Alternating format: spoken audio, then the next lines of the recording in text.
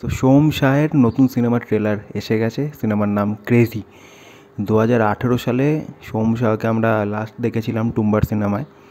তো তারপর আবার এতগুলো বছর পর তিনি আবার নতুন সিনেমা নিয়ে ফিরে এসছেন। সো আগের ট্রেলারটা দেখে নিই, তারপর বাকি কথা বলবো। দেখা যাক তারা এই সিনেমায় নতুন কী করতে চলেছে, আগে দেখে নেওয়া যাক।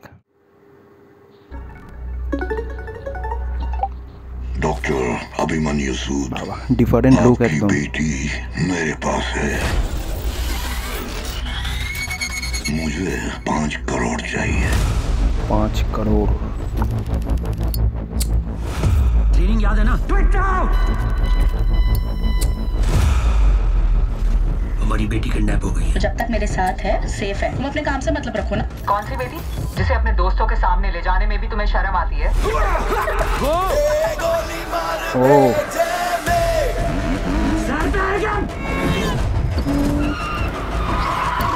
के भेजा शोर करता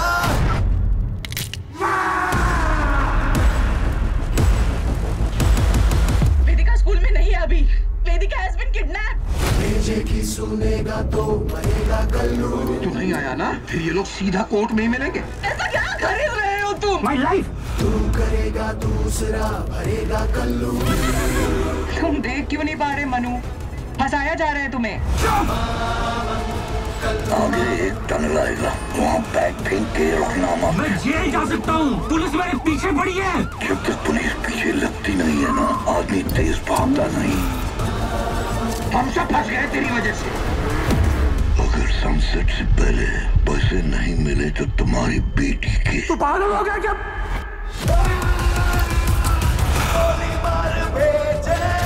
গানটা ব্যাপক লাগছে ট্রেলারের সাথে। I know I'm not perfect, but trust me, I'll get it back.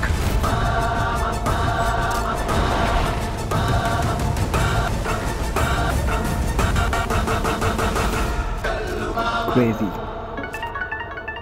Hello. Hello sir, मैं इंस्टा फाइनेंस से बात कर रही हूँ। हम लोग लो interest loan. Instant paperless loan provide करते हैं। आपका कोई रिक्वायरमेंट है क्या? 5 करोड़ मिलेंगे।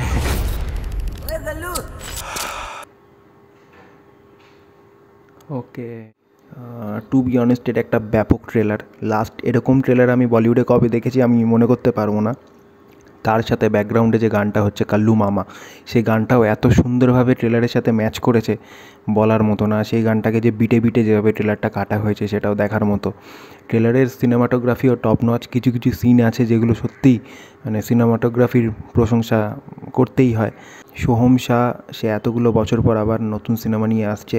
সো এক্সাইটমেন্ট তো থাকবেই, কেননা তার আগের সিনেমা ছিল তুম্বাড, যেটা বক্স অফিসে সেভাবে সাকসেসফুল হয়নি, কিন্তু তারপর সিনেমাটা যখন রিলিজ করা হয় সেখানে সিনেমাটা কিন্তু বেশ ভালো পারফর্ম করে।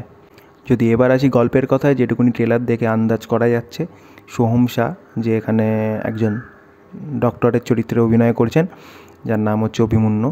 এই গল্পটায় এটাই দেখার যে অভিমন্যু কীভাবে চক্রব্যূহের মধ্যে আটকে পড়ে আর সেই চক্রব্যূহ থেকে সে কীভাবে নিজেকে বের করে, সেটাই হচ্ছে এই গল্পের মেন বিষয়বস্তু। ট্রেলারের শুরুতে দেখা যাচ্ছে অভিমন্যু অর্থাৎ সোহম শাহর কাছে একটা ফোন কল আসে। তো সেখানে বলা হয় যে তার মেয়ে কিডন্যাপ হয়েছে। তো তার মেয়েকে যদি সে আবার ফেরত চায় তার জন্য তাকে 5 কোটি টাকা কিডন্যাপারকে দিতে হবে। তো ট্রেলারের শুরুতে একটা ফ্ল্যাশব্যাক আমরা দেখতে পাই, যেখানে দেখা যাচ্ছে যে একটা অপারেশন থিয়েটারের কিছু সিন দেখা যাচ্ছে। তো আমার মনে হয় যেটা এই অপারেশনটা কোনো কারণে আনসাকসেসফুল হয় বা ভুল ট্রিটমেন্টের জন্য সেই পেশেন্ট আর কি মারা যায়। তো বেসিক্যালি এই মারা যাওয়া আর এই কিডন্যাপিং, এই দুটোর মধ্যে কোনোভাবে কোনো লিঙ্ক হয়তো আছে। আরেকদিকে দেখা যায় যে সোহম শাহ সে তার ওয়াইফের সাথে থাকে না, মেয়ের সাথে থাকে না।